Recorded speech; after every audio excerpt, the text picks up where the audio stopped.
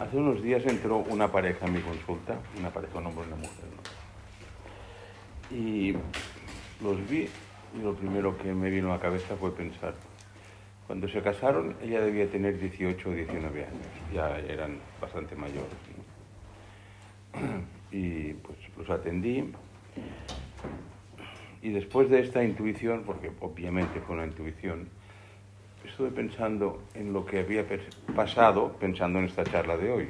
O sea, ¿cómo explico esto, no? Porque estas captaciones intuitivas de la realidad a todos nos pasan con mucha frecuencia.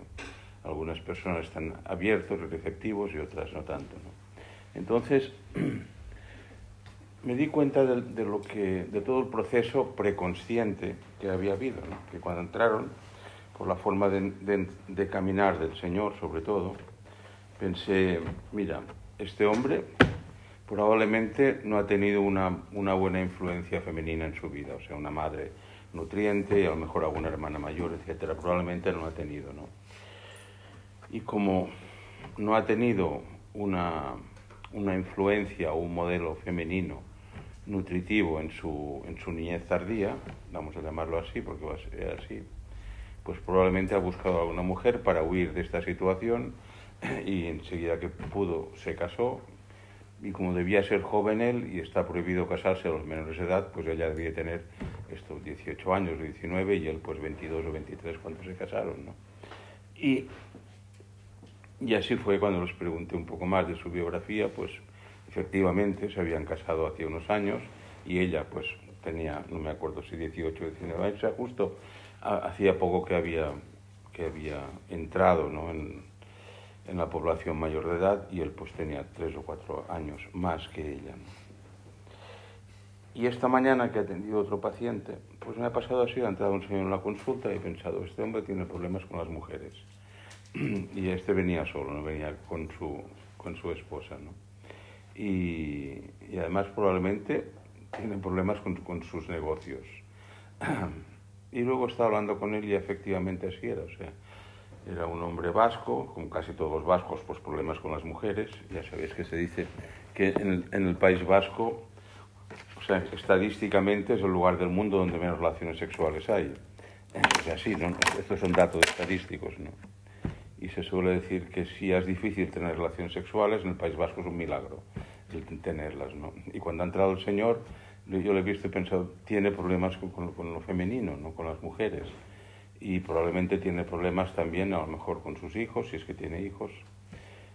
Y todo esto es un retrato elaborado intuitivamente, ¿no? Después, pues uno tiene que trabajarlo, ¿no? Digamos, o sea, como dijo Einstein de una forma tan afortunada, ¿no? Dijo, referido a la teoría de la relatividad, dijo, la teoría de la relatividad la vi en una intuición, pero la intuición no me la regaló. O sea, después lo tuve que trabajar durante años para demostrarla matemáticamente, en física teórica. Entonces lo vi intuitivamente y fue una frase hermosa, ¿no? De ella y tan clara como tantas suyas, pero la intuición no me lo regaló, o sea, lo tuve que trabajar para llegar a demostrar que efectivamente la famosa fórmula, ¿no? De energía igual a masa por velocidad. Entonces, en mi experiencia y por todo lo que he leído, etcétera, yo diría que la función intuitiva, porque es una función, es mucho más importante para elaborar opiniones, para elaborar juicios, para elaborar teorías también, y por supuesto para la creatividad. Es mucho más importante que el juicio, ¿no? O que el razonamiento, y desde luego mucho más importante de lo que se crea, ¿no? Por eso la función intuitiva es muy útil en la vida y hay que cultivarla. En este sentido, yo diría que es de los espacios vacíos más graves que hay en el occidente actual. O sea, el no cultivar la intuición y más bien despreciarla. Por ejemplo, a mí se me despertó mucho el interés por la intuición, por trabajarla, por cultivarla. No tanto por los resultados de las captaciones intuitivas de la realidad, que digamos que ya sabéis que la intuición, una buena manera de entenderla, no digo que la única, pero una buena manera es como una función.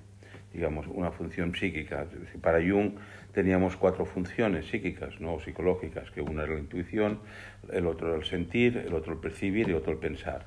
Entonces Jung decía, nos relacionamos con la realidad a través de una de estas 4 funciones predominante. O sea, todos tenemos las 4, a menos que una persona no tenga algún trastorno grave, pero todos tenemos la función del pensar, la función del sentir, la función del percibir, que no es lo mismo, y la función de la intuición, del intuir. Y de ahí los famosos 8 tipos caracterológicos de Jung, que casi se han desaparecido de uso, ¿no? Pero yo diría que es simplemente una moda de estas, que como siempre hay modas, y en ciencia, y en terapia, y en pensamiento, hay tantas modas como el vestir, literalmente, y que no hay que... Entonces Jung decía que todos tenemos estas 4 funciones, y que además hay 2 caracteres, el introvertido y el extrovertido. Y es una forma muy esquemática, pero muy realista de verlo. O sea, Jung decía, las personas introvertidas no es que hablen poco, como se suele decir, no es que es muy introvertido para referirse a alguien que es tímido, tal vez, ¿no? Sino que una persona introvertida es la que saca la energía de su mundo interno. Y una persona extrovertida saca su energía, o sea, su foco de interés existencial en los extrovertidos, está en el mundo externo.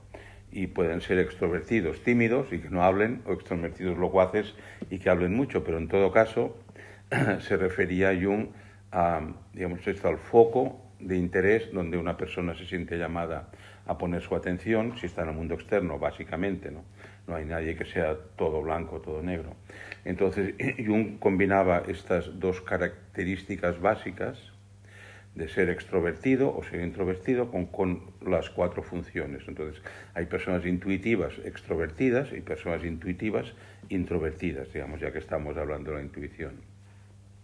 Entonces, como os comentaba, ¿no?, que a mí personalmente me empezó a despertar seriamente interés por leer, ¿no?, por averiguar, por cultivar más mi intuición los años que estuve viviendo con los Shuar en la selva amazónica, porque entre ellos hay 7 intuiciones distintas, o sea, 7 formas de captación directa de la realidad que no pasan por el intelecto y que las cultivan además, o sea, y no son intuición 1, intuición 2, sino que tienen todo un léxico diferenciado.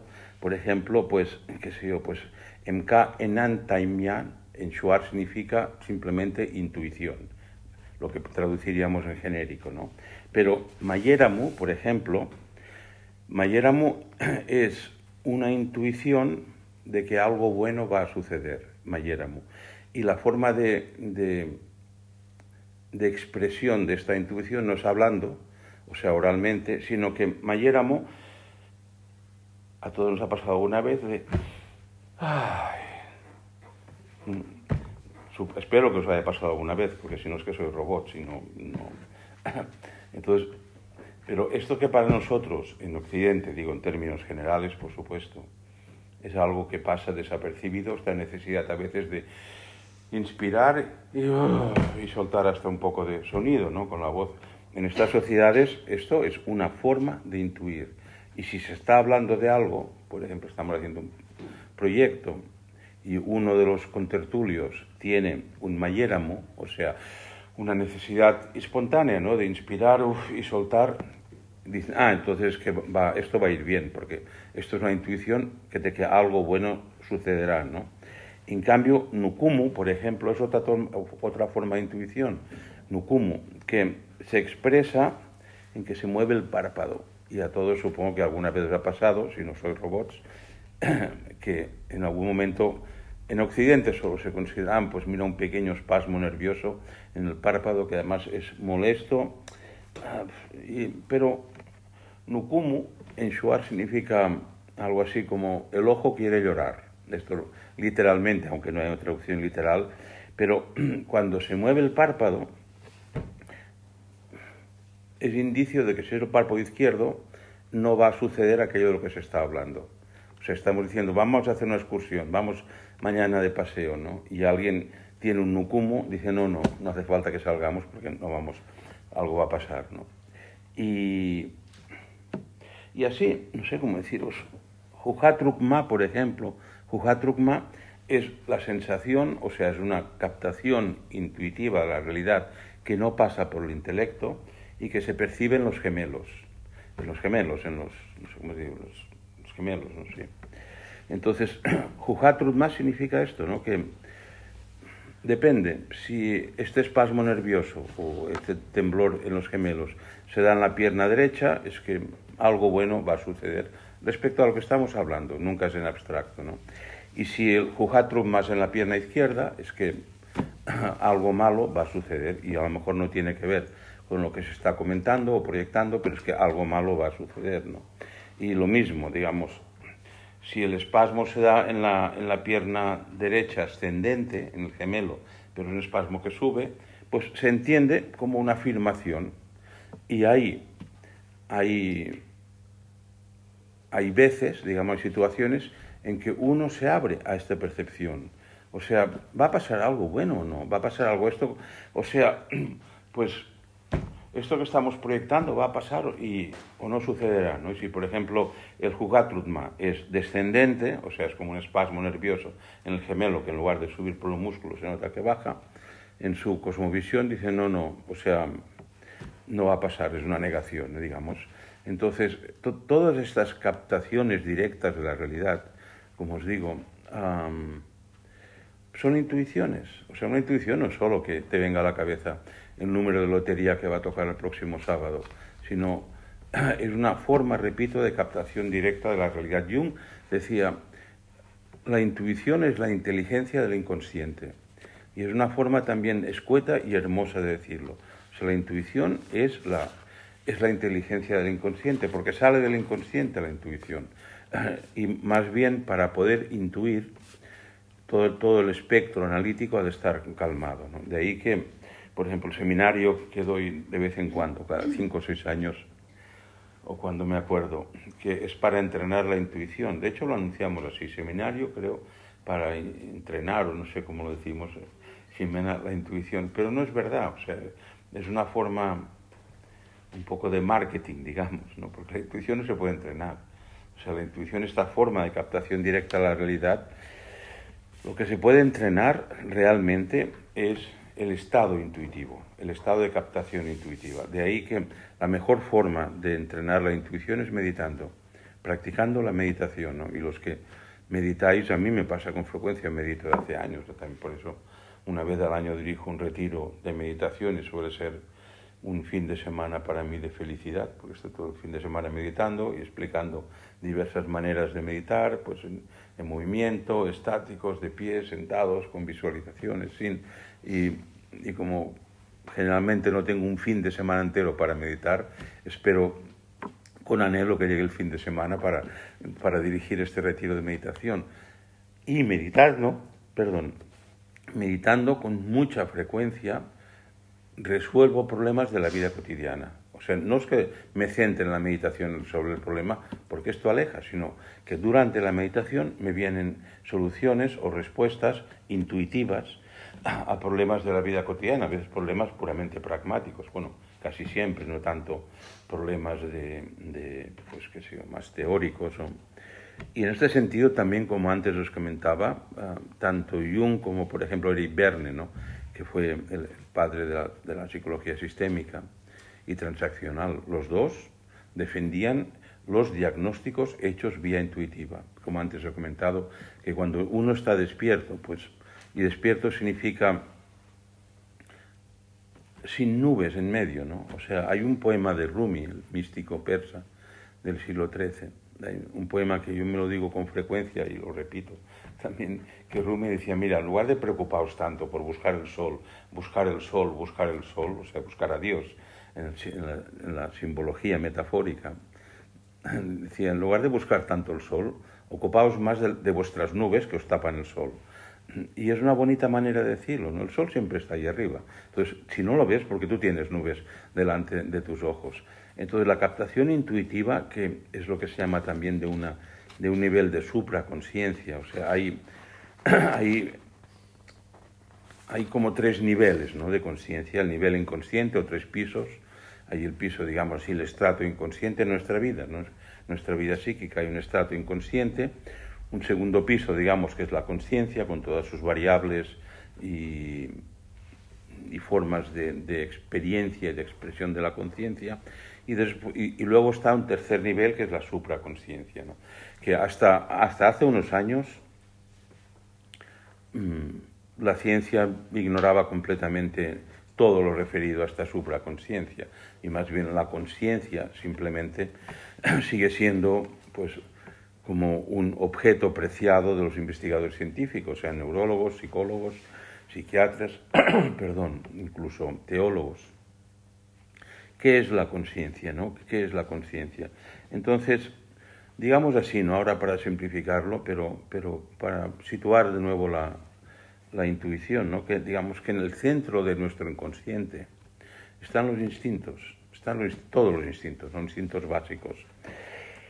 Y los instintos, tanto los instintos más primarios como los más elevados, porque hay varios estratos instintivos también, nos empujan a hacer cosas, incluso muchas veces contra nuestra razón, contra nuestras ganas, ¿no? Pues qué sé yo, el instinto sexual, por ejemplo, cuántas veces no deja a chicas embarazadas, si no queriéndolo, pero el chico y la chica al final se encuentran con un embarazo, ¿no?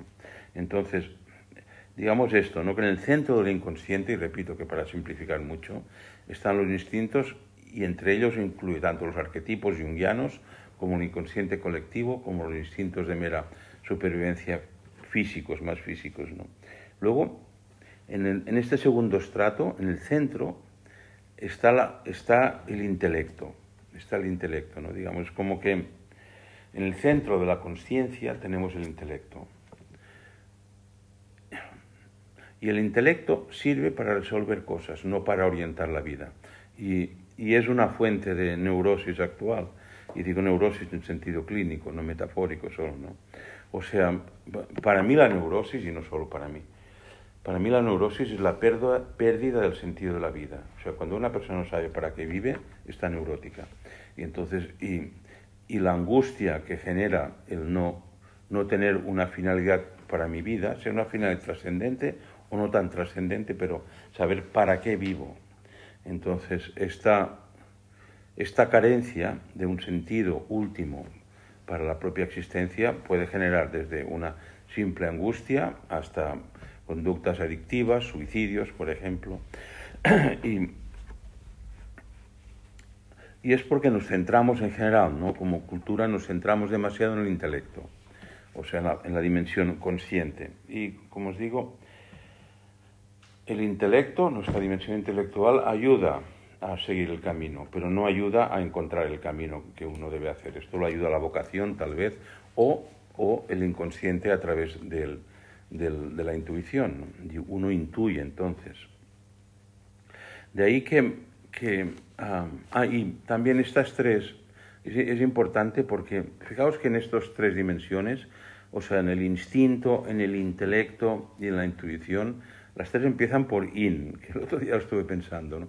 Empiezan por la misma partícula, que en principio parece una partícula negativa, in, ¿no? De intransigente, improbable, aunque soy economa.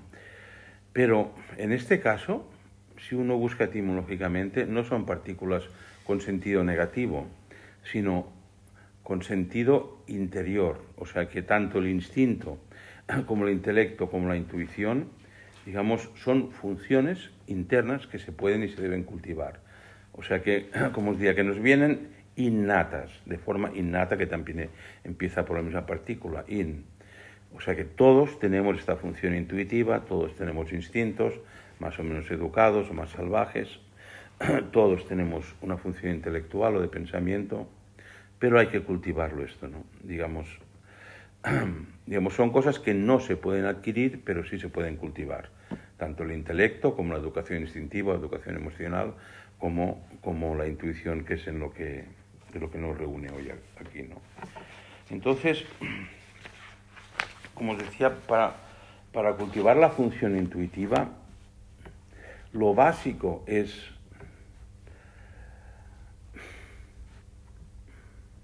Aristóteles lo llamaba inducción intuitiva, no lo denominaba intuición, ¿no? Y hablaba de esto Aristóteles, ya veis, o sea, viene de muy lejos, ¿no? El intuitivo, Entonces, y Aristóteles hablaba de la inducción intuitiva, y luego, si queda un ratito, voy a comentar la patología de la inducción intuitiva. O sea, que hoy día no se tiene en cuenta, pero es una patología. Es decir, es el sentido, cuando es patología, es la desaparición del sentido de la prevención. O sea, intuir nos permite prever, ¿no? Por ejemplo, como decía en Schwartz, hay una forma de intuición que se llama, o llaman enentaimiama, que literalmente, ekama enentaimiama, significa pensar por adelante. O sea, cuando tengo un pensamiento de algo que va a suceder, o sea, una percepción intuitiva de la realidad, ellos lo expresan con esta expresión tan clara, ¿no? También se puede traducir, porque son verbos en sentido literal intraducibles, pero también se puede traducir por yo me adelanto al pensamiento. O sea, algo de mí se adelanta al pensamiento y puedo captar, pues que no hace falta, como os decía, que vaya a tal lugar porque no voy a llegar, ¿no? Y lo cierto es que alguna vez que cuando vivía en la Amazonía, pues no hice caso, y ahora me está viendo a la cabeza en cierta ocasión que salí con una pareja, un matrimonio, ¿no?, de amigos y míos ya, gente madura, que íbamos a ir a visitar a otra persona, y hacía un par de horas que andábamos, y ella, que se llamaba Pañasna, se giró y dijo, no, yo no sigo, no vamos a llegar, ¿no? Y yo me quedé así, pero ¿cómo que no? Si estamos yendo a casa de... Me dijo, no vamos a llegar, ¿no? Y me dijo, he sentido una jujatrutman, digamos, o sea, se me ha movido los gemelos, la pantorrilla, ¿no? Y hacia abajo no vamos a llegar ya. Y se dio la vuelta y se regresó a casa, y hacía, digo, 2 horas que andábamos, ¿no? Y su esposo también me dijo, no, pues no vayamos, ¿para qué, no? Y dije, ¿cómo que no? Si falta 1 hora para llegar, le vamos 2 caminando. Pues yo seguí y ¿sabéis qué pasó? Que no llegué, simplemente. O sea, literalmente había crecido un río que era ya infranqueable, y tuve que dar la vuelta y regresar, después de haber andado un buen rato más que este matrimonio de amigos, ¿no? Entonces, como os decía, la intuición no se puede cultivar en el sentido intrínseco, pero sí se puede cultivar o preparar un estado intuitivo. Y el estado intuitivo básicamente implica estar con el aparato analítico parado, ¿no? Por ejemplo, era conocida la afición de Einstein. O sea, Einstein se pasaba, decían, yo nunca lo acompañé en esto, pero decían que se pasaba horas en su bañera jugando con las pompas de jabón. Nada más que esto, ¿no? Y resolvía problemas físicos así. O sea, jugando durante horas metido en la bañera, jugando con las pompas del jabón. Y es una manera, como os digo, simplemente de parar la función analítica, parar la función centrada, o sea, el pensamiento focalizado, y permitir que otras dimensiones...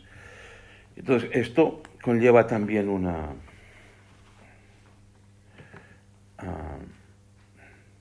una concepción del universo, ¿no? Y es que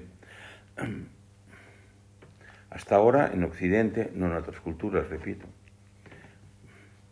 ni tampoco en nuestra cultura algunos siglos atrás, o sea, de hecho, si uno revisa el Antiguo Testamento y hasta el Nuevo Testamento, o sea, si no fuera por las intuiciones y por los sueños premonitorios, o sea, no quedaría nada de estos textos sagrados. Entonces, toda nuestra cultura, lo aceptemos o no, se basa precisamente en intuiciones, en sueños, en visiones proféticas, que son prácticamente otra forma de llamar las intuiciones, y es así, ¿no? O sea, si en nuestra sociedad o nuestra cultura hay 3 pilares, uno es la Biblia, el otro es la Odisea de Homero, y el otro es la Divina Comedia. O sea, y nuestra cultura está basada sobre esto. Y estos 3 pilares, o sea, la Biblia, sobre todo el Antiguo Testamento, la Odisea y la Divina Comedia, son historias, digamos así, ¿no?, o relatos de episodios visionarios, de episodios proféticos, de estados expandidos de conciencia, ¿no? Sí, no, el otro día estaba escribiendo sobre qué estaba escribiendo, no me acuerdo. Sí, lo que me pidieron en una revista, un artículo sobre la relación entre los ritos, actualmente, ¿no?, entre los ritos y el uso de sustancias psicoactivas, ¿no? Y recuerdo que me molesté en buscar en el Antiguo Testamento, y encontré los parágrafos donde está, ¿no?, pues algo que es crucial en nuestra sociedad y que casi nunca nos acordamos, ¿no? Si hay alguna droga en nuestra sociedad, ¿cuál es? Es el vino, exacto, bueno, alcohol en general, ¿no? Y no es casualidad que sea el vino la sustancia sagrada que transmuta milagrosamente en la sangre de nuestro gran Maestro y Creador Jesucristo, ¿no? Y si uno mira atrás, cuando Noé pudo salir del arca después de haber amainado las aguas del diluvio, no sé si recordáis el Antiguo Testamento, pero es explícito que lo primero que hizo plantar a sus hijos fue uva para hacer vino. O sea, en el Antiguo Testamento no habla para nada de que hiciera plantar cereales, por ejemplo, o forraje para los animales que había cargado en el arca, no. Explícitamente les hizo plantar uva para hacer vino, ¿no? Y luego hubo aquella escena famosa que se emborrachó y se metió desnudo en su tienda de una forma vergonzosa y sus hijos, ¿os acordáis? Sem, Cam y Jafet se burlaron de él, sobre todo los mayores, etcétera, ¿no? Entonces, de ahí también, por ejemplo, que una forma de estimular o de recrear el estado intuitivo, repito, no la intuición, sino este estado de la mente y del cuerpo, ¿no? Porque de hecho, algo también de lo que se habla poco es de que la intuición intuimos a través del cuerpo, no del pensamiento. Y esto, yo últimamente defiendo mucho en antropología, ¿no? La idea de conocimiento corporizado. Y estoy escribiendo, digamos, dimensiones teóricas del conocimiento corporizado. Porque nuestra sociedad tan estrictamente mental o intelectual y cada vez más plana, además con las pantallitas y el mundo digital, el cuerpo queda reducido a nada, un espectáculo, digamos, algo para mostrar cuando uno lo tiene esbelto. Yo no tanto ya con los kilos que tengo de más, con mi sobrepeso, no tengo un cuerpo para mostrarlo, ¿no? Pero la intuición llega a través del cuerpo, como os he comentado antes, de espasmos nerviosos a veces, también en los músculos intercostales a veces se dan pequeños espasmos, y sobre todo en Oriente, ya que estamos en la casa del Tíbet, esto lo consideran como un mensaje de la divinidad que está queriendo decir algo a favor o en contra, o positivo o negativamente sobre lo que se está hablando, y son espasmos que aparecen en los músculos intercostales. Entonces, para cultivar la intuición, yo os digo, lo primero es estar abierto, estar relajado, estar lo que en alemán llaman Vorstellung, ¿no? Que Vorstellung se suele traducir por intuición, pero no es exactamente una intuición, Vorstellung. Es intraducible. La mejor manera, pero libre, de traducir este término precioso en alemán sería algo así como ver la conexión entre las cosas. Pero os digo, no es un verbo, es un sustantivo, ¿no? Vorstellung, lo mismo que Anschauung, que también significa algo así, ¿no? Como es una forma intraducible, pero significa intuición. Y ambos términos, sobre todo Vorstellung, es la idea de esto que sucede cuando captas una realidad antes de poderle poner palabras a esta realidad. Porque en el momento en que le pones palabras, ya deja de ser, digamos, una experiencia intuitiva. Por ejemplo, Vorstellung también a veces se traduce por experiencia, ¿no? Cuando se tiene experiencia de algo, uno es capaz de captar algo de aquella realidad que ha experimentado, que no siempre es traducible a palabras. Entonces, yo diría que los tres pasos de toda intuición son, en primer lugar, la experiencia de la percepción sensorial, del conocimiento corporizado, como os decía, ¿no? Y en mi experiencia personal, y yo con detalles puedo hablar de esto, no de otras dimensiones de la intuición que he leído y tal, y he comentado mucho, sobre todo con sociedades donde es muy importante. Por ejemplo, entre los shuaras, cuando alguien ha de ir a cazar una cosa que el otro día se lo contaba también a alguien, una de las primeras cosas que me sorprendió es que en la selva amazónica, en la Amazonía, si hay un protagonista es la vegetación, no los animales. Aunque veamos loros y monos y mosquitos, pero protagonista es la vegetación. Y de aquí hasta donde está Cristina, mi querida amiga, uno ya no ve nada de espesa que es la vegetación. Es que no ves nada, literalmente. Y si alguien está a esta distancia, lo pierdes de vista. Por eso, cuando se anda por la selva con algún indígena y no hay un sendero a seguir, tienes que ir enganchado del indígena, porque la que hace 3 pasos ya lo has perdido, ya no sabes si ha ido para aquí, para allá, hacia dónde ha ido, ¿no? Y es tan espeso que a veces cuesta, ¿no?, imaginarlo desde aquí, pero para hacer fotografías de día hay que tirar con flash dentro de la selva, de tan poca luz que hay, de lo espesa que es la vegetación. Entonces, pues, cuando llevaba un tiempo viviendo allí, un día me pregunté cómo carajo lo hacen para cazar, ¿no? Porque yo salía a caminar con algún anfitrión y pues sí, oía loros y si levantaba la cabeza a lo mejor en algún claro de entre árboles veía papagayos o otros pájaros volando, tal. Algún mono pequeñito así cerca, ¿no?, que saltaba, pero tapires y grandes animales es que no nos veía, ¿no? Y me preguntaba, ¿cómo diablos lo hacen? Porque estos salen y al cabo de una hora regresan con comida. Y les pregunté, ¿cómo lo hacéis para ver los animales? Y me dijo, no, es que no se ven los animales. Ya no, entonces, ¿cómo haces, no? Me dijo, mira, nos vamos a dormir. Y hacen esto, o sea, un buen cazador se va a dormir. Sean las 11 de la mañana o las 4 de la tarde, se va a dormir, ¿no? Se permite o busca entrar en este estado que en Occidente llamamos hipnagógico o hipnopompo, depende, ¿no? Que es este estado entre el sueño y la vigilia, que uno está abierto al inconsciente y tiene visiones oníricas y a la vez uno está ligeramente abierto al mundo contextual, al mundo del entorno, ¿no? Que probablemente nos deis cuenta, o tal vez sí, no sé, pero casi nadie se da cuenta, pero cuando dormimos pasamos unos segundos por este estado en que estamos a la vez abiertos perceptualmente al mundo externo y al mundo interno, ¿no? Y esto es el estado hipnagógico. Y cuando nos despertamos es el estado hipnopompo, que es lo mismo, depende de cada persona, ¿no? Pero generalmente cuando se despierta pues ya se quita la cobija que lo está calentando y se va a la ducha o lo que vaya a hacer. Pero hay sociedades como la que estoy comentando que no, que las personas se entrenan para quedarse en este estado a la vez abierto al mundo interno y al mundo externo, ¿no? Y me decía, no, es que no hay que salir, esto que haces tú, claro que no ves animales, no, sino se tumban tranquilamente a dormir.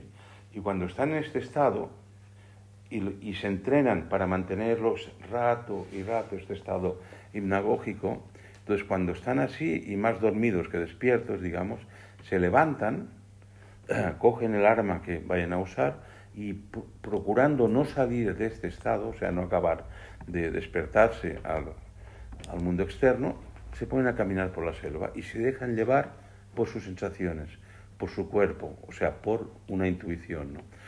Y así, pues, si no funcionara, ya habrían muerto de inanición hace muchos siglos. Y les funciona. Entonces, como os digo, que el primer paso para entrenar la intuición es esto, no ser capaz de abrirse a experimentar la intuición sensorialmente o corporalmente, ¿no? No esperar que me aparezca en la cabeza, como os digo, el número de lotería que va a tocar. Luego, algo que tampoco entrenamos aquí y sería tan bueno que lo hiciéramos. El segundo paso es entrenarse para, ¿cómo os diría?, para conservar estas percepciones. O sea, todos tenemos intuición, no lo dudéis, todos. Pero estas percepciones sean más físicas, más mentales, digamos, más fisiológicas, como el suspiro que antes os he comentado, ¿no? Hay que fijarlas, esto hay que fijarlo, ¿no? Que es lo que hace, por ejemplo, lo que significa el término alemán Vorstellung, significa esto, o sea, captar este instante en que se manifiesta una realidad, pero todavía no ha tomado forma en mi intelecto, o sea, no tiene palabras para expresarla, pero ya la capto. Y esto es a lo que me refiero con aprender a conservar estas percepciones sensoriales.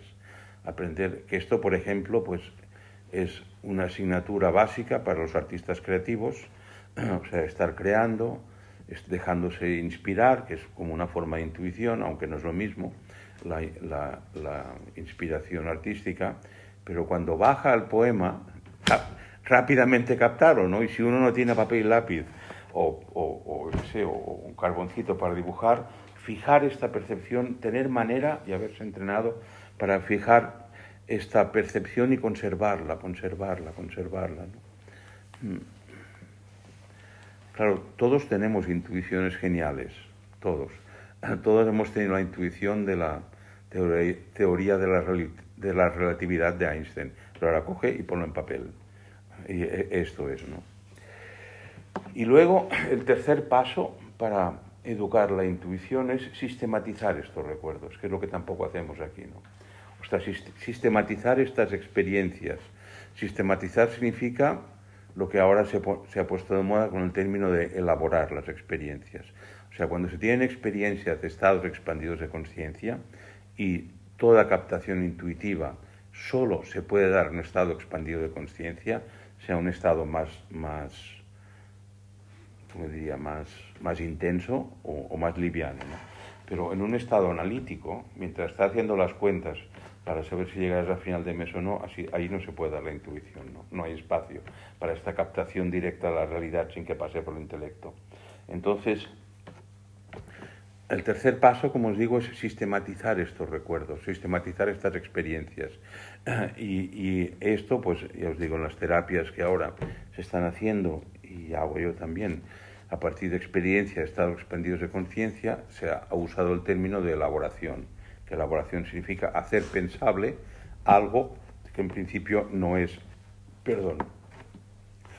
pensable porque es intuitivo, o sea, es etéreo. Entonces, pero si no se hace pensable, no sirve de nada. Todas estas figuras que nos rodean del mundo budista tibetano, o sea, yo soy un ignorante del budismo tibetano, pero cada una de estas figuras sí sé que es, como os digo, es la sistematización de una experiencia intuitiva o mística o espiritual. Por eso cada una de estas figuras no son gratuitas, sino que es la plasmación, la elaboración, digámoslo así, de una intuición mística o de una experiencia mística, que en este caso lo estoy usando como sinónimos, ¿no?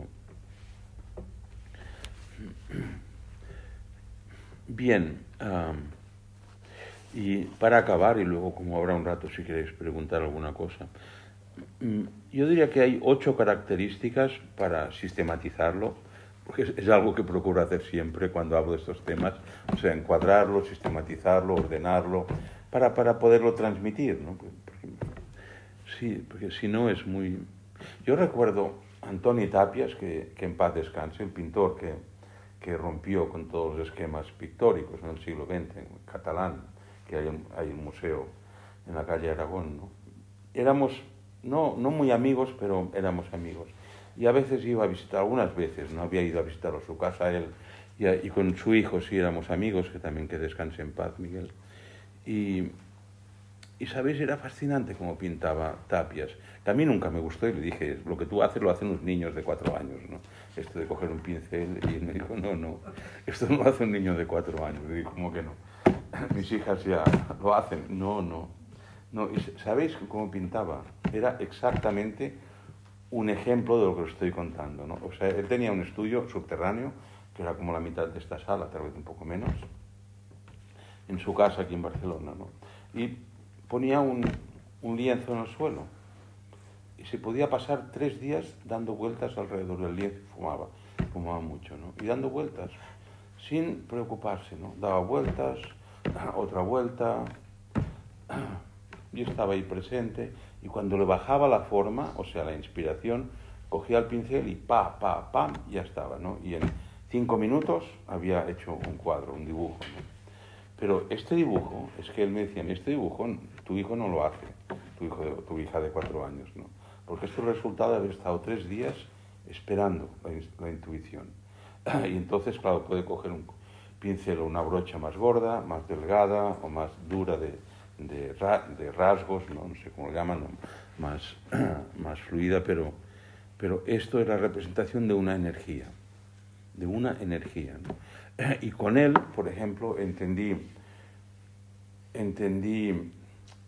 la delicadeza de la caligrafía, por ejemplo, japonesa o tibetana, no tanto india, pero sí china, por ejemplo, ¿sabes?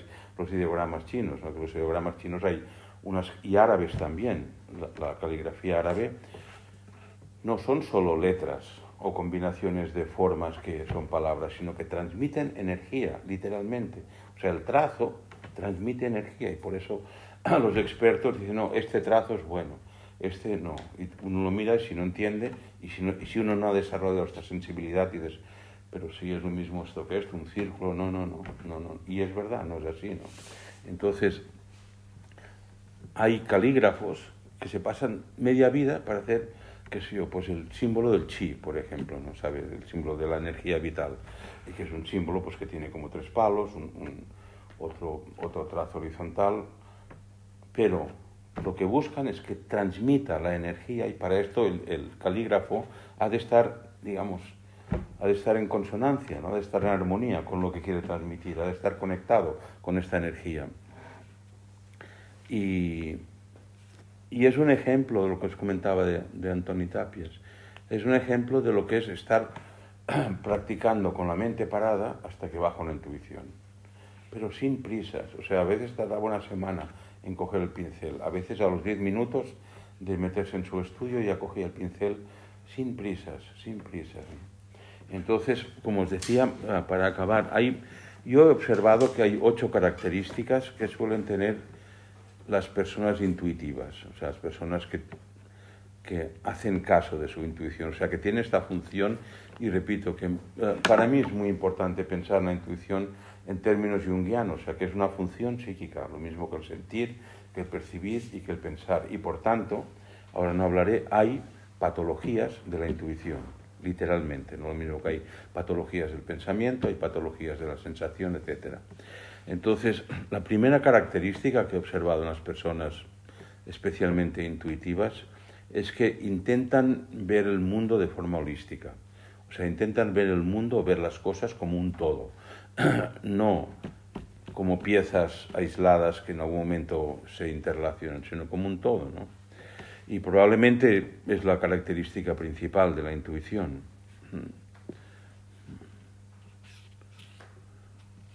Sí, por ejemplo, recuerdo en las selvas que aprendí mucho, disculpadme que os esté bombardeando con anécdotas personales, pues que aprendí mucho de esto, ¿no? En la selva, también otras cosas.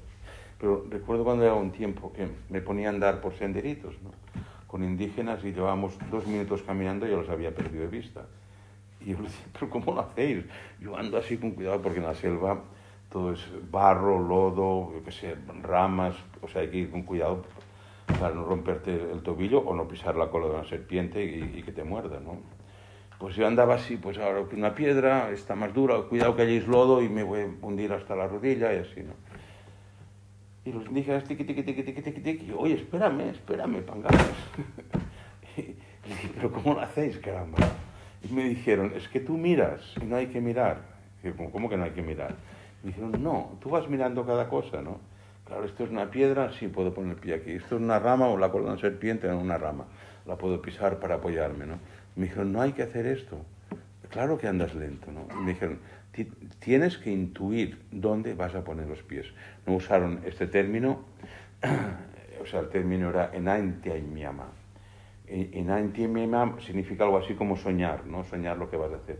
Y me dijeron, cruza los ojos, bueno, esto lo digo yo, ¿no? Digamos, mira el camino con una mirada periférica, no focalizada. Y cuando seas capaz de mirarlo con una mirada periférica, lo ves todo. O sea, no ves una piedra y una rama, sino es todo. Entonces, pues vas andando y ya está.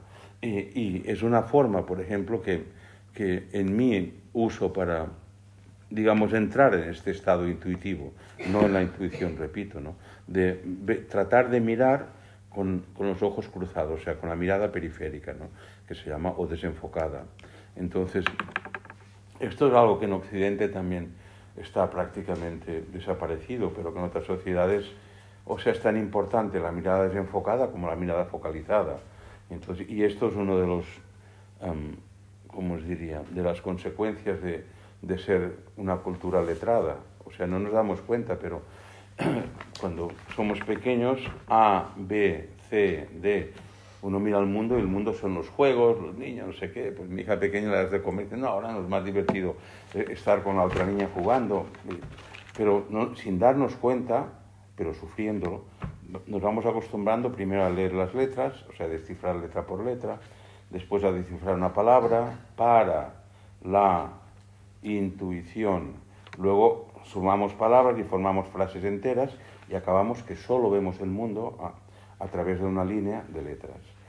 Y todo el mundo, o sea, sensaciones, conocimientos técnicos, inspiraciones artísticas, emociones, nos entran a través de esta línea, digamos, ¿no?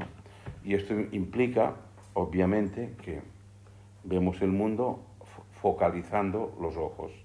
En cambio, para intuir hay que tratar de desenfocar la mirada, o sea, mirar, como se suele decir, con mirada periférica, ¿no? O sea, en lugar de estar mirando la punta del zapato, pues cruzar un poco los ojos, o cuando no tiene práctica, no tiene ni que cruzarlos, digamos, en el sentido orgánico, ¿no? Ya ve, pues qué sé yo, por ejemplo, cuando se hacen giros derviches, yo practico, ¿no?, los giros derviches, y pobre de ti como se te ocurre andar mirando lo que hay a tu alrededor, porque a la cuarta vuelta te caes mareado al suelo, ¿no? Hay que aprender a ver el mundo como una totalidad, como algo que no es una totalidad abstracta, que va, o sea, es una totalidad en la cual se percibe, digamos así, la energía o las relaciones que hay entre las cosas, ¿no?, o lo que resulta de todo ello. Entonces, las personas, ya os digo, con una especial prevalencia de la función intuitiva, esto es lo primero, que ven el mundo como una totalidad, no como algo holístico. Luego, la segunda característica es que suelen valorar la información emocional o la información sentimental. O sea, dan importancia a los sentimientos a la hora de tomar decisiones, no solo a la razón. Sí, que esto antes se decía, ¿no? No sé bien qué decisión tomar, bueno, lo voy a consultar con la almohada. Y se decía literalmente, ¿no? O sea, voy a dormir y que mi inconsciente, porque la intuición es una captación del inconsciente, como decía Jung, es la inteligencia del inconsciente, la intuición, ¿no? Pues durante los sueños lo que predomina obviamente son las emociones, ¿no?, el mundo emocional y todas las dinámicas emocionales. Entonces, cuando uno es hiperracional, no da espacio a escuchar los sentimientos para que me digan, a ver, ¿está bien esto o no está bien? No sé por qué, pero el estómago me está diciendo que mejor no vaya por este camino o no haga caso de, aunque el negocio parece muy claro, el estómago me dice, no hagas este negocio, pues esto, ¿no? Luego, también, no sabría cómo decirlo, pero las personas que tienen esta función intuitiva desarrollada suelen tener predilección por lo que podríamos llamar disciplinas femeninas, y sin que ningún hombre ni ninguna mujer se sienta aludido ahora con el feminismo y todo lo demás, ¿no? Digamos, siempre en la humanidad ha habido áreas de conocimiento que han sido femeninas, aunque han sido desarrolladas por los hombres, ¿no?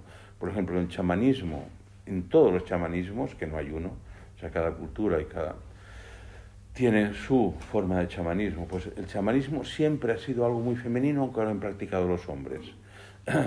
Pero los hombres, los chamanes, han tendido mucho a desarrollar su parte femenina y por tanto su parte intuitiva también, ¿no? Y no es que sean gays o homosexuales los chamanes, hay que sí, pero digamos, no creo que en más proporción que cualquier otra función social de un hombre, ¿no?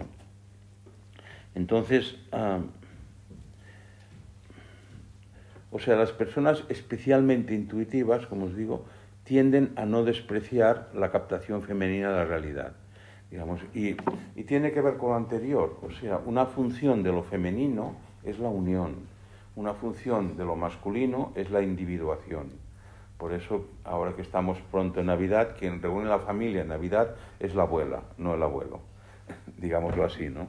O sea, porque es una función femenina, unir, no solo las familias, que hago esta broma, pues no es broma. En cambio, la función masculina, repito, es más individuar, separar, en el buen sentido, ¿no? Segregar. Luego, también la empatía, o sea, las personas especialmente intuitivas son personas empáticas, o sea que saben ponerse en la piel de otro y el otro se siente contento, ¿no? Digamos que entre las personas empáticas y los interlocutores se establece una relación especial y es una relación basada en la captación intuitiva unos de otros, ¿no? En la cual se tiene mucho más en cuenta el lenguaje no verbal que el lenguaje oral de lo que diga la otra persona. Luego también es característica de las personas intuitivas que el foco de atención está siempre fuera. No, siempre no. Predominantemente fuera, no dentro de ellas. Y esto no tiene nada que ver con ser extrovertido o introvertido, como antes comentaba. Estos son caracteres básicos desde Jung, ¿no? Digamos, las personas intuitivas en general suelen poner el foco en su mundo externo. Digamos, no están tanto por mi ombligo y lo que me pasa y los granitos que me salen y mi estado de ánimo, porque esto más bien es lo opuesto a la intuición. La intuición es, repito, la captación directa de la realidad sin que pase por el intelecto. Entonces, en general, las personas intuitivas, digamos, dirigen su intelecto básicamente a su alrededor, sean introvertidas o sean extrovertidas, repito, son dimensiones distintas, ¿no?, de nuestra psique. Pocas veces la gente intuitiva está atrapada por sus recuerdos y sus neurosis, yo qué sé, y conceptos abstractos, pocas veces, ¿no? Porque se intuye lo de fuera, no lo de dentro, ¿no? Lo de fuera. Luego también tienen como características en que están presentes. O sea, viven en el aquí y ahora, que tiene algo que ver con lo que os acabo de comentar. O sea, en nuestro inconsciente, como bien sabemos todos, no hay temporalidad. El inconsciente es solo presente aquí y ahora, aquí y ahora, ¿no? Por eso, a veces discusiones que tengo con terapeutas, pero los que os dedicáis al análisis de sueños o al psicoanálisis vais a buscar cosas de la infancia de una persona. Digo, no. O sea, si una persona está sufriendo ahora, por lo que sea, esto es presente. Entonces da igual que su herida o su trauma haya sido hace 10 minutos o haya sido hace 20 años, pero si lo está sufriendo ahora, está en presente. Y en este momento, digamos, da igual el origen temporal e incluso geográfico donde haya salido su herida, ¿no? Entonces, cuando se trabaja con lo inconsciente, esto es fundamental. Aquí y ahora. En el inconsciente no hay pasado. Hay solo esto, ¿no? Pues presente. Y en este sentido, pues en general las personas intuitivas, de una forma o de otra, más espontánea o más metódicamente, han desarrollado lo que se conoce como inteligencia emocional. O sea, reconocen bien sus emociones, por dónde pasan, lo que dura. Que inteligencia emocional no es solo saber cómo estoy por dentro, ¿no?, sino saber reconocer mis emociones, saber en qué lugar del cuerpo se ubican, porque cada emoción tiene un sustrato biológico. Y es así, o sea, el miedo tiene sustrato biológico los riñones. Y las personas que pasan miedo acaban estropeándose los riñones, ¿no?, literalmente. O sea, teniendo piedras en los riñones o hasta un tumor, y al revés. Cuando a una persona, por el motivo que sea, le quitan un riñón, por ejemplo, suele empezar a tener miedos que antes no tenía. Bueno, o sea, cada respuesta emocional, como os digo, tiene un sustrato biológico, tiene una duración también. Pues no dura lo mismo la rabia que el miedo, por ejemplo, ¿no? O no dura lo mismo un orgasmo que un éxtasis místico. O sea, entonces educación emocional es esto, es saber qué me está pasando exactamente, cuánto va a durar esto, por dónde recorre, qué estímulo externo o endógeno me ha generado esta reacción emocional concreta. Esto es la educación emocional. Y como os digo, en general, las personas intuitivas suelen tener un buen nivel de educación emocional, porque esto justo les ayuda a no quedarse atrapados en sus reacciones emocionales internas, y es que estoy apesadumbrado, que estoy rabioso, que bueno, ya, pero ábrete, ¿no? Y luego, tampoco suelen tener miedo a la incertidumbre. Las personas, como os digo, con un alto nivel de funcionamiento intuitivo. Porque la intuición también es abrirse a lo desconocido, a lo imprevisto. Entonces, suelen no tener... son personas que, hasta donde he podido observar, suelen gestionar muy bien la ansiedad.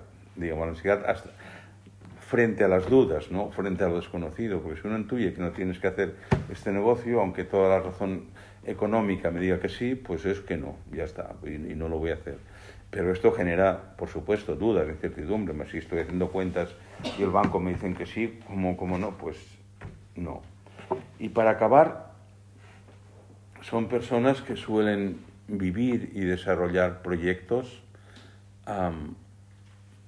acordes a sus visiones, o sea, a sus intuiciones, ¿no? Como antes he comentado, esta mujer que estábamos andando por la selva y de pronto se dio media vuelta y dijo, no, ya no sigo porque no vamos a llegar, ¿no? Entonces, en este caso fue un proyecto que lo interrumpió, pero da igual, ¿no? O sea, desarrollan proyectos vitales que están acordes con sus intuiciones, con su percepción de la realidad que no pasa por el intelecto. Y por ello, para intuir, y repito que es una función que todos tenemos, ¿no? Lo mismo que el pensamiento, para intuir la mejor forma para desarrollar el estado intuitivo, no la intuición, repito que la intuición depende del inconsciente y ahí no se puede hacer más que preparar el terreno y si llueve, llueve y si no, no. Pero es bueno estar en la naturaleza, por ejemplo. O sea, en las ciudades yo bajo cada vez menos a Barcelona, ¿no? Porque tengo la suerte de vivir en el corazón de un parque natural y es una suerte que agradezco cada mañana, porque he vivido en Barcelona y soy de Barcelona, ¿no? Y cada vez bajo menos, pero cuando bajo como hoy, que he ido a dar una vuelta ahora, pues para llevar todo el día sentado en la consulta, y voy a dar 20 minutos de paseo antes de entrar aquí a la sala, porque estaré una hora más sentado. Y me he quedado medio asustado, ¿no? Ya digo, hacía mucho tiempo que no bajaba a dar un paseo por Barcelona, porque siempre cuando bajo, que es con más frecuencia de la que quisiera, pues cada semana o así, pero es para ir a hacer una gestión, y cuando he acabado la gestión voy al aparcamiento, cojo el coche y salgo corriendo de Barcelona, pero sin pasear. Y me he quedado sorprendido, ¿no? De lo difícil que es estar relajado paseando, simplemente paseando, ¿no? Por los colores de los escaparates, por los muchos ruidos que hay cada vez más, y no solo de tubos de escape de coches, sino de cada puerta por lo que pasaba y salía una música distinta, ¿no? O sea, por una cantidad de estímulos que son lo contrario a lo adecuado para cultivar un estado intuitivo. Bueno, nada más. Os agradezco vuestra atención y como tenemos 15 minutos más de estar en esta bendita sala budista, si queréis hacer alguna pregunta, adelante. Sí, sí se puede. Sí, alguien dijo que, digamos, las sincronicidades son como semáforos en verde. ¿Puede haber en ese sentido una relación entre la sincronicidad y la intuición? O sea, digamos, no sé cómo entiende sincronicidad, pero para mí es la expresión de un orden superior al cotidiano, que no es racionalizable, solo es observable, por eso también para intuir, para favorecer la intuición, por ejemplo, intuición viene de intuitio, de un término latín intuitio que significaba simplemente ver, observar, ¿no? De ahí sale la intuición. Entonces, probablemente se dan sincronicidades cada día en nuestra vida, pero no las vemos, no las observamos, ¿no? Entonces, cuando se dan, es la expresión de un orden superior del cual no sabemos nada más que la manifestación, ¿no? Yo no sé más, mira, por ejemplo, hace 30 años que más o menos cada mes dirijo un taller de respiración holorénica, ¿no? Que es el taller ya famoso casi de despertar la vida a través de la muerte. Y el objetivo único, pero el objetivo predominante de ese taller es una experiencia de disolución del ego a través de la respiración holorénica, que es una técnica de hiperventilación. Entonces, desde hace 30 años, que cada mes o casi cada mes cuando hago el taller, se da un fenómeno de sincronicidad y cada mes lo veo y no ha fallado ni una sola vez. Pero no tengo ni idea de lo que hay debajo. O sea, hay alguna ley que rige, yo veo la expresión de esta ley en cada taller, pero nada más que esto. Y, por ejemplo, y esto a lo que me refiero, es algunos que habéis venido a talleres ya lo sabéis, es que todas las personas que se reúnen en un taller, todas, con alguna excepción, digamos, pero si son 40, 38, tienen un mismo tema existencial en este momento de su vida. Y esto la reúne. Entonces, en un taller, pues todos se acaban de separar, por ejemplo, ¿no? Y están viviendo el duelo, o la rabia, o la humillación, o la pérdida de la separación. En otros resulta que todos tienen una autoestima bajísima y pues este es el tema del taller, ¿no? Que no se quieren, no confían en sí. Y podría decirte, durante 30 años, centenares de talleres, cada uno, digamos, y mi tarea, en parte, es, y con mis colaboradores, que hay alguno por aquí, pues desde que empieza el taller, tratar de captar cuál es el tema del taller, que no lo impongo, o sea, yo estoy completamente abierto observando, ¿no? ¿Qué pasa? ¿Qué dicen los participantes? Porque cuando puedo, como decía antes, dar forma oral al tema del taller, y es algo que capto intuitivamente, después lo puedo racionalizar, ¿no? Porque se pasan test y pido dibujos proyectivos, etc. Pero la captación del tema es prácticamente siempre intuitiva. Entonces, la que capto el tema del taller, lo verifico, pues con mi asistente, ¿te parece que es este? Sí, tal. Entonces, a lo mejor miro algunos test de personalidad que han hecho los participantes y entonces dirijo todo el taller, digamos, a dar forma al tema que he captado, porque ya te digo, no tengo ninguna prefiguración de lo que ha de ser, ¿no? Y de hecho a veces me da sorpresas completamente porque pues, son temas, yo qué sé, pues, todos tienen cáncer, por ejemplo, ¿no? Pero cosas así, ¿no? Es decir, mira, es que no es que yo lo suponga, es que uno, una, otro, tal.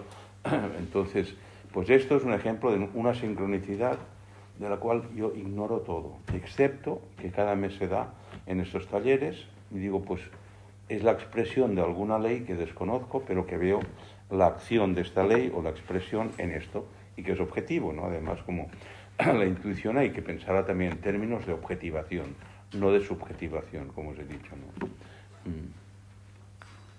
Pero no sé más. ¿Que te interesa el tema de la sincronicidad?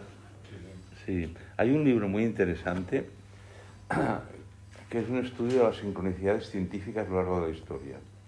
Y que ahora no me acuerdo ni el título, pero sí te interesa mucho. El de, que sale Bohm.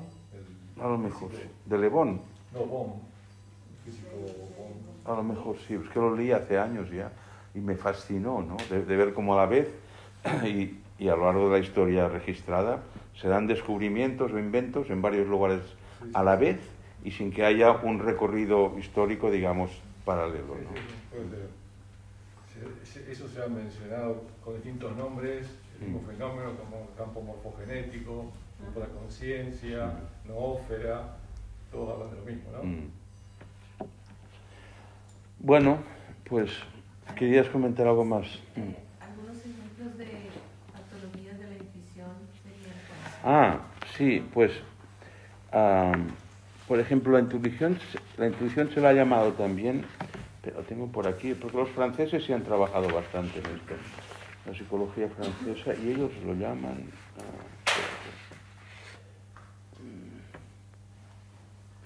lo llaman algo así como la captación... No lo encuentro ahora, tenía por aquí. Es que es una expresión muy francesa, por otro lado, que si algo saben los franceses pone palabras de las cosas, ¿no? Después, con frecuencia no hay nada debajo de las palabras, pero encuentran las maneras, sí. Y ellos lo llaman... espera, a ver si lo encuentro.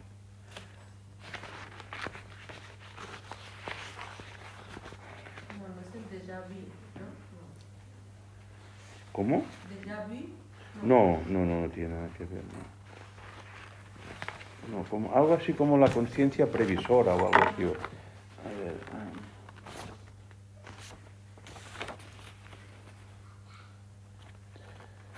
Pues no lo encuentro, pero lo llaman algo así como... Ay.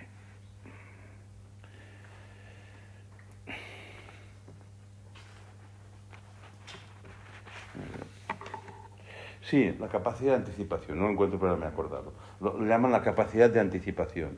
Entonces, ¿El presentimiento, la corazonada? sí, bueno, pero la corazonada es la forma popular de decirlo, ¿no? Pero, y hace un par de años que en Francia están empezando a sistematizar como patología la pérdida de la capacidad de anticipación. Y están observando cómo hay mucha relación entre el estado actual de ansiedad y de angustia y la pérdida de la capacidad de anticipación, que sería literalmente la aplicación intuitiva en la vida cotidiana, ¿no? La intuición, como dicen los Schwartz, es pensar por adelantado, ¿no? En su expresión, en traducción libre. Entonces, la capacidad de anticipación, digamos, es por definición la intuición, la capacidad para anticipar lo que va a pasar, ¿no? Y ya te digo, los franceses están empezando a observar que cuando no funciona esta capacidad de anticipación, o sea, que se pierde esta capacidad, hay que considerar una patología esto, ¿no? Porque esto degenera, aunque no se haya sistematizado el vínculo que hay, pero esto degenera ansiedad en vivir una vida monótona, por ejemplo, sin interés, porque uno no puede anticipar, o sea, no intuye nada de lo que va a pasar, porque además esto también significa digamos, la supresión o la pérdida del contacto con el inconsciente profundo, que es donde sale la captación intuitiva, ¿no? Y es donde sale el sentido de la vida a la vez. Bueno, pues muchas gracias por vuestra atención. Vamos a dejar Buda que descanse y nosotros también. Gracias.